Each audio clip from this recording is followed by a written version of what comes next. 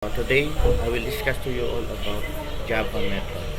Okay, so Java methods is a collection of statements that are grouped together to perform an operation. So in Java, there are two types of method. So we have built-in methods. So built-in methods or predefined methods which is available already in Java. Like for example, system.out.println is a built-in method. Ayan. So, already exists na siya sa Java. And the other one is the user-defined method. And so, user-defined method is the method which will be created by the programmer or you as a student of this subject in object-oriented programming. Okay, so let's start. So, to begin with, so the prerequisite of this discussion is the procedural programming in Java, the previous subject, computer programming and computer programming too. So before, we just declare a variable like this one, int x is equals to 10. Then if we want to print the value of x, just x, as simple as that. Yeah, so you already sorry. So walang x, j pala. Ayan. So if you want to print, yan, like this one. Okay, so in object-oriented programming method, ayan, so we are creating a collection of statement. So for example, I have here in Java, there are two kinds of okay, so in Java, there are two kinds of method.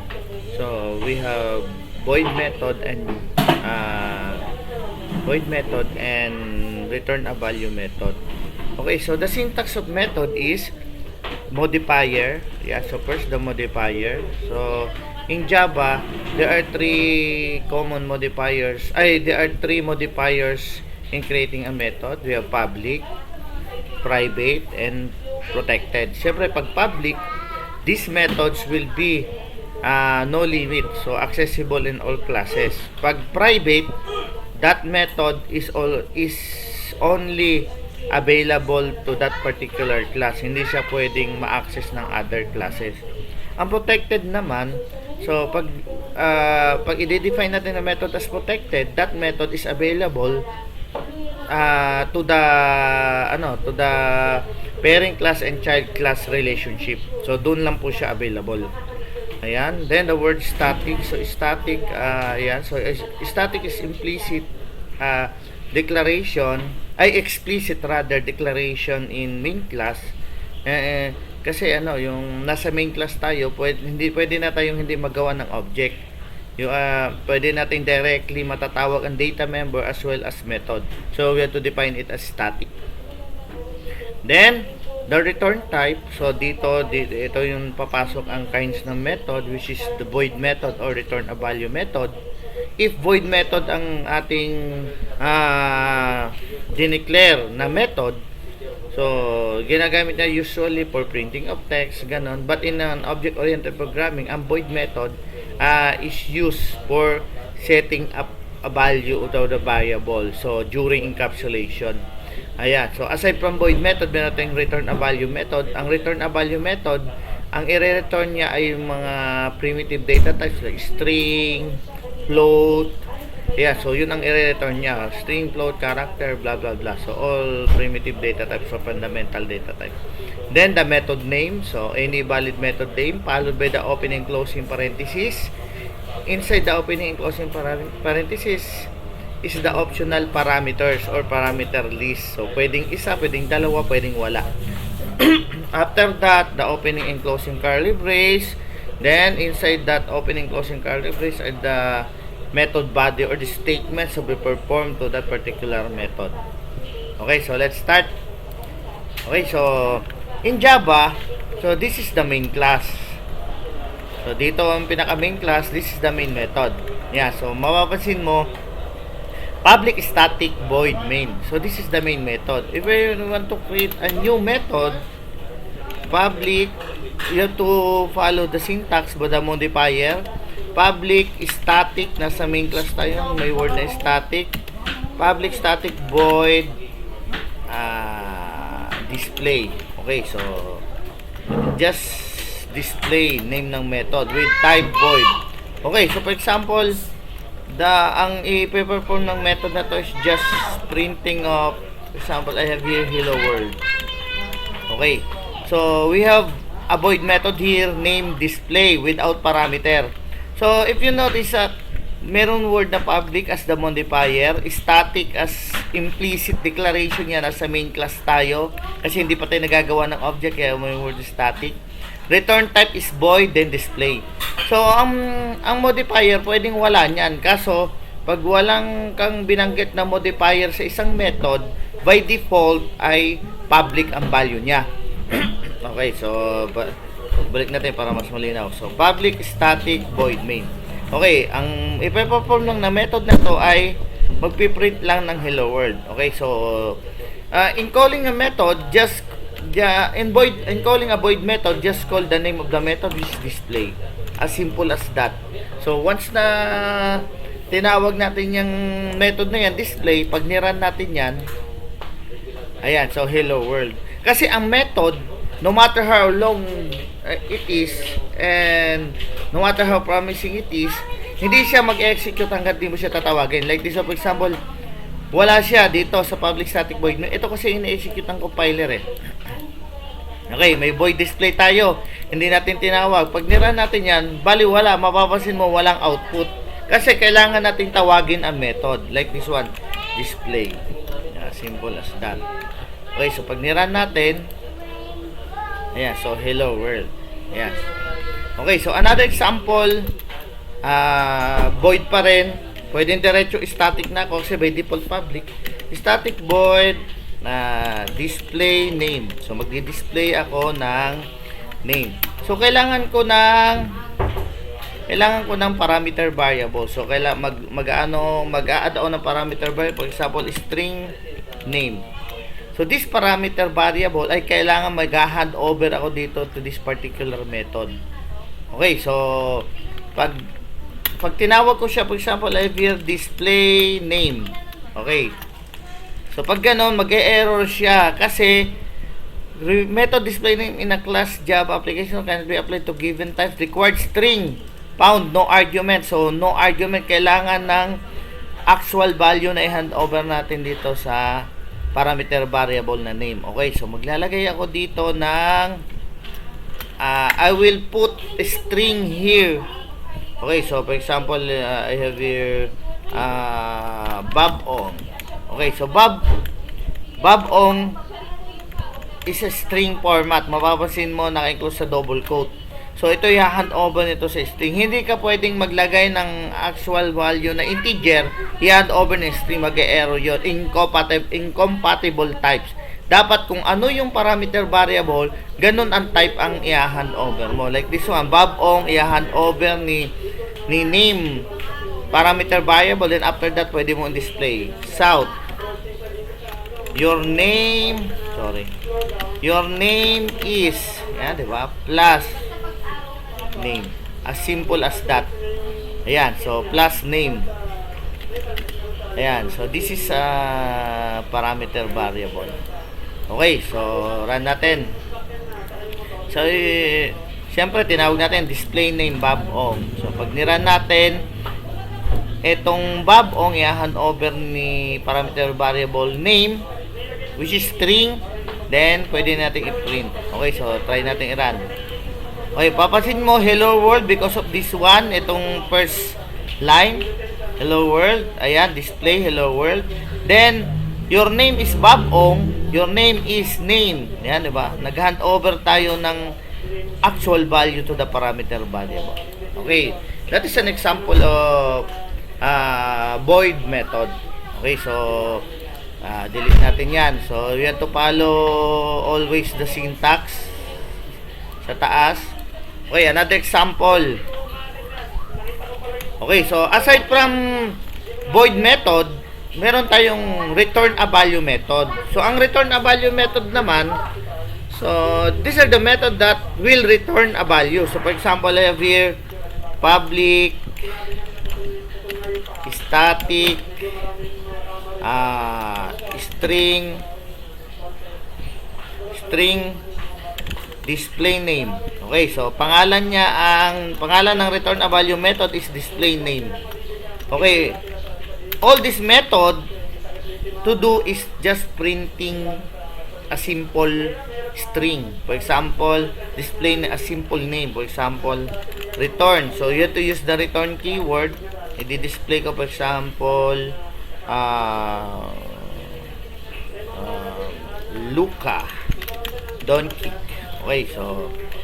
Okay, so take note that if your method is a return a value method, dapat kung ano yung type na i-return ng method na yon, ganun ang i-return mo. For example, this is string, dapat string yon. Kung string rather to, dapat string ang i-return mo. Okay, if you want to print that, just out, yan, di ba? So, directly pwede yon.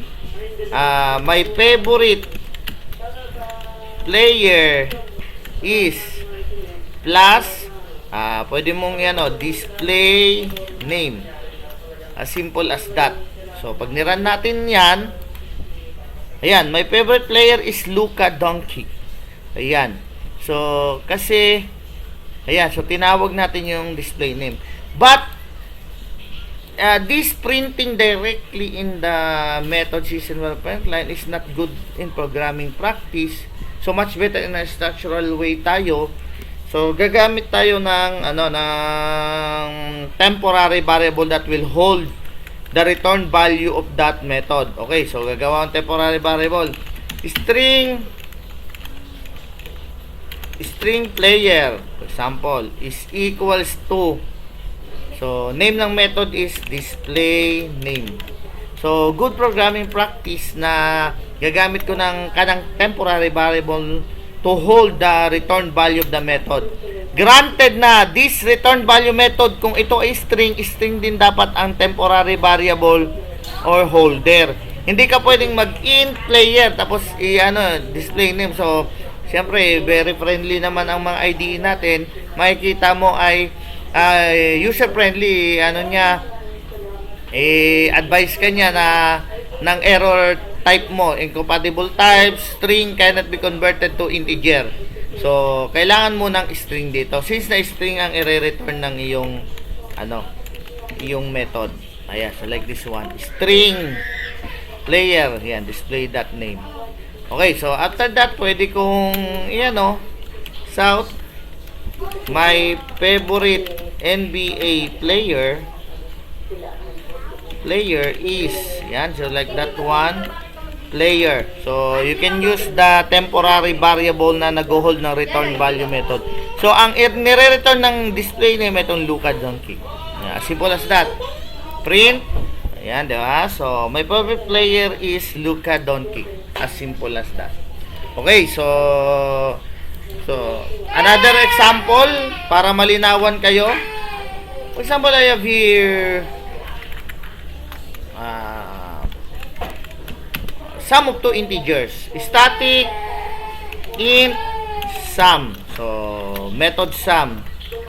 So magpapasa ako dito ng dalawang parameter variable, maglalagay ako ng dalawang parameter variable para mag-hold ng dalawang integer na ipapasa, sa galing main method. Okay, so int n1, int n2. Yan. Pwede yan.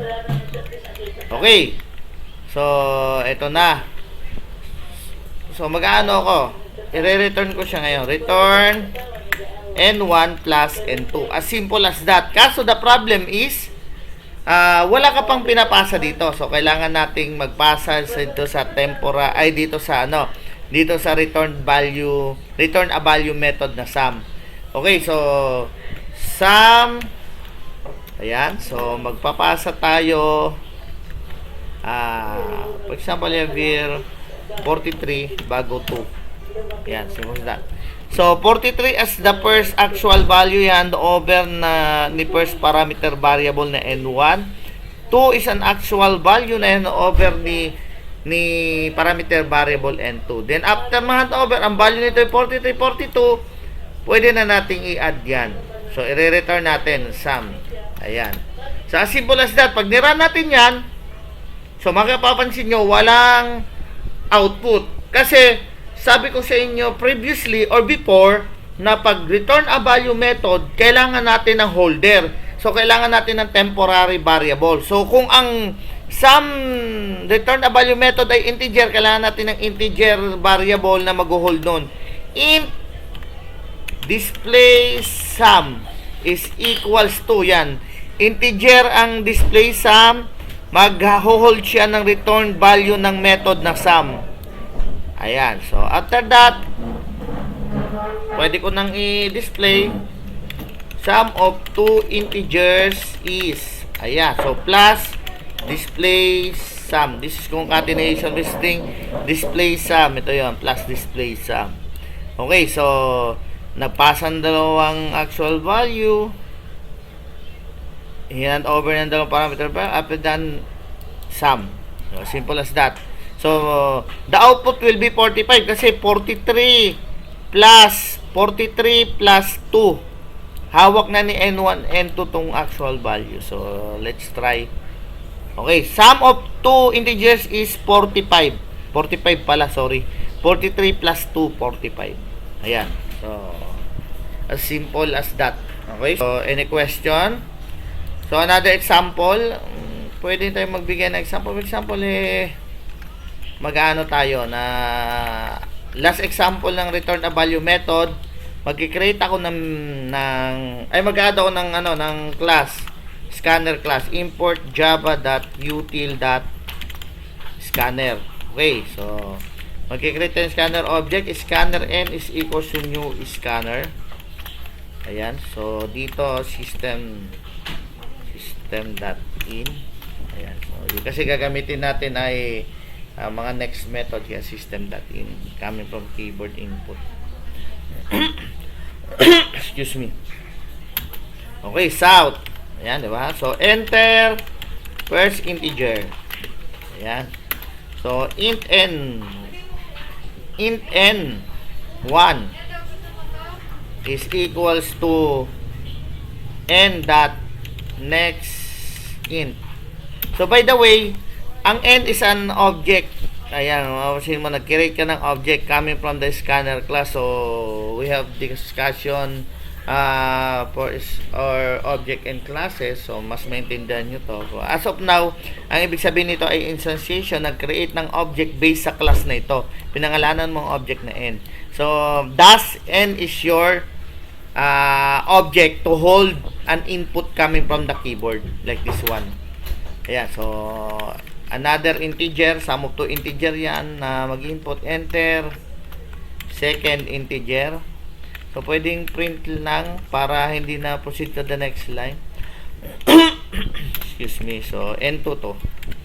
Okay, after that, gagawa tayo ng method. Okay, so, gawa tayo ng method. So, tandaan nyo itong method. Modifier, the static, return type, method ng parameter list. Buburahin ko na to kasi mahaba ang ating program para makita ng buo. Okay, so after that, magagawa ko ng method na int sum. Okay, so ayan, so you hold dito this parameter variable int n1, int n2. So mapapansin mo n1 and n2. Ayan, so N1 and N2, ginamit niya siya dito. So, pwede yun sa Java kasi walang pakialam ang local variable here dito sa parameter variable. So, wala siyang pakialam, pwede mo ulitin. Just for clear understanding, gagawin ko num1, num2. Num2, sorry, 2 pala nakalagay doon. So, num1, num2. Okay, so after that, pwede kayong mag-declare ng local variable na int get sum is equals to num1 plus num2. Simple as that. I-return natin ay get sum. So, get sum is an integer. Okay, so, paano natin, siyempre, tapos natin sa method, pero wala pa tayong pinapasa sa num1 and num2. Mag-error yan pag nirun natin yan. So, kailangan magpapasa tayo dyan. Okay, so, since na-return a value method, kailangan natin ng temporary variable na mag-hold ng return value nito. Siyempre, integer yan. Since na integer yon, integer ang re-return niya, since na integer ang type niya, tapos integer din ang temporary variable na mag-hold. Display sum. Ayan, di ba? Is equals to sum. Ayan. So, si display sum variable, mag-hold ng return value method ng sum. Kaso ang ito may temporary value, kailangan natin mag-handover dyan. Ito yung i-handover natin. Yung first input natin dyan, second input. First input N1, second input N2. Ayan. N1, non-static method sum. Cannot be replaced by static, sorry. Nasa loob pala tayo ng main class. So, static int. Static int. O, yan. So, static int. After that, pwede ko na yan, o. Sum of two integers is plus display sum. Yan, di ba? So, run natin. First integer, 5. Second integer, 11. So, dapat 16 to. And the sum of two integers is 16. As easy as that. So, kung gusto mo maging descriptive, pwede yung ganitong output.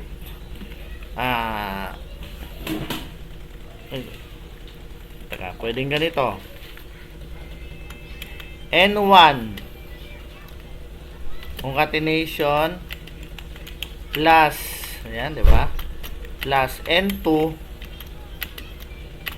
is, ayan, di ba? So, plus display sum. Mas descriptive yung output kaysa dito. So, tingnan nyo, dalawa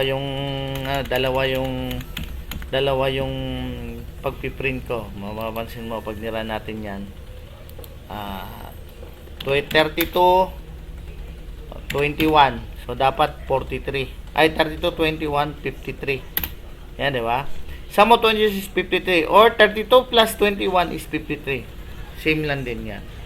Okay, so, that's all for the method discussion. So, I hope na naintindihan nyo. Thank you, guys. Okay, bye-bye.